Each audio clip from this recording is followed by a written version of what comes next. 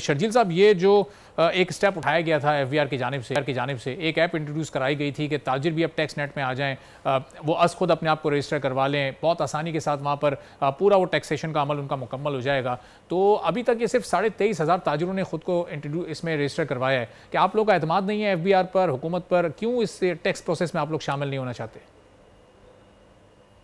देखिए, ऐसी बात नहीं है, शामिल नहीं होना चाहते। 9,800 अरब रुपए ये ताजिरों से ही टैक्स वसूल किया जा रहा है ना, जैसे आवाम से ही किया जा रहा है।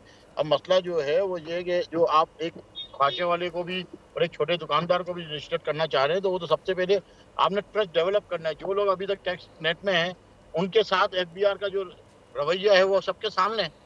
भाई आप जिन लोगों से टैक्स लेते हैं उनके अकाउंटों से आप पैसे उठा के ले जाते हैं। ऑडिट में इनको प्रॉब्लम है। अपील हम जो करते हैं वो एफबीआर की अपील हमारी कहीं सुनी नहीं जाती।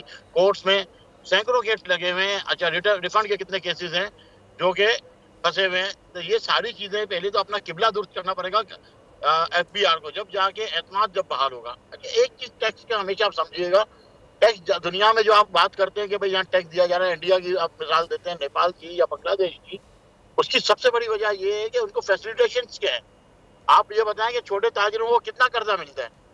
उनकी जो है जब तक बैलेंस शीट नहीं होगी तो आप कर्जा नहीं ले सकते। आप छोटा ताजिर, आपको कर्जा मिलता है नहीं, ना गवर्नमेंट की कोई सपोर्ट होती है, तो वो टैक्स देके क्या करेगा? और टैक्स तो वैसे भी आप इनडायरेक्टली तो ले रहे हैं सबसे। सिर्फ आपका मसला ये है कि टैक्स रिटर्न फाइल करने का मसला है। जो आपने IMF से कर्जा लेना है, वर्ल्ड बैंक से कर्जा लेना है, इसलिए आपको जो है ये मामला हैं सारे। तो ये शर्जील साहब, जब तक ज़ाहिर है मुल्क का रेवेन्यू नहीं बढ़ेगा, जब तक ये जो डेफिसिट है हमारे बजट का और हमारी आमदनी का ये नहीं ख़त्म होगा, तो फिर उस वक्त तक मुल्क मुश्किल से कैसे निकल सकेगा? अगर ज़ाहिर है एक इकोनॉमी स्टेबिलिटी की तरफ जाएगी तो फिर शायद हुकूमत फैसिलिटेशन की तरफ सोचे। आप मुझे ये बताएं कि आप भी इस मुल्क के शहरी हैं और आप भी टैक्स पेयर हो, मैं भी टैक्स पेयर हूँ। बिल्कुल। मुझे आपको पिछले 20 साल में क्या बेनिफिट सरकार ने दिया कि हम ये बोलें कि हमारी जिंदगी आसान हुई हो? आज से अगर आप 2003 का आप टैक्स रेवेन्यू जनरेट जो हो रहा था, वो हो रहा था आपका 800 अरब, और जो मुशर्रफ साहब के टाइम पे उसमें डायरेक्ट जम के 1800 अरब पे। इस वक्त आप 9,200 9,300 अरब पे खड़े हैं। उसमें आम इंसान की जिंदगी में क्या फर्क पड़ा?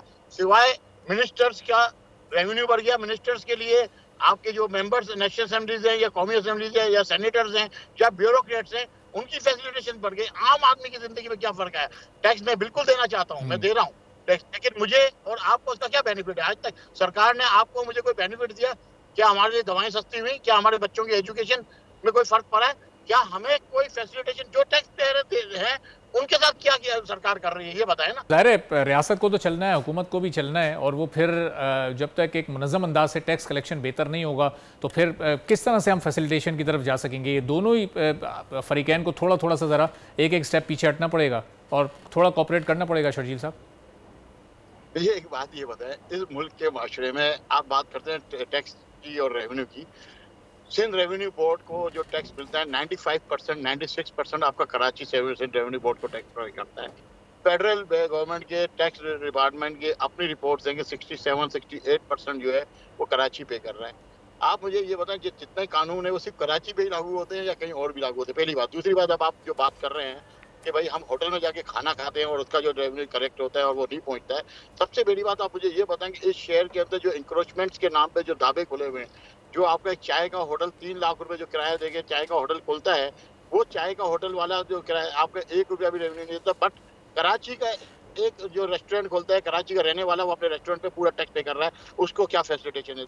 अब आप बात आ रहे हैं ऑटोमाइजेशन पे। हम ऑटोमाइजेशन की कब से बात कर रहे हैं, लेकिन हमें नहीं सुनी जा रही। अब आप बात कर रहे हैं लोगों को टैक्स देने की। मैं आपको ये बात बताता चलूँ, मुशर्रफ साहब के टाइम पे जब सर्वे इन्होंने टैक्स लगाया और वहाँ पे जो 17 दिन पूरा पाकिस्तान बंद रहा था, तो वहाँ पे हमने एक बात ये कही थी कि हमें टैक्स देने से या किसी चीज़ से इनकार नहीं है, इनकार है आपके सिस्टम के ऊपर। तो वहाँ पे ये बात हुई कि भाई सेक्शन 149। ठीक है, चलें, सिस्टम पर ये अदम एतमाद अब कैसे खत्म होगा? सब्सक्राइब करें और बेल दबाएं ताकि कोई खबर रह न जाए।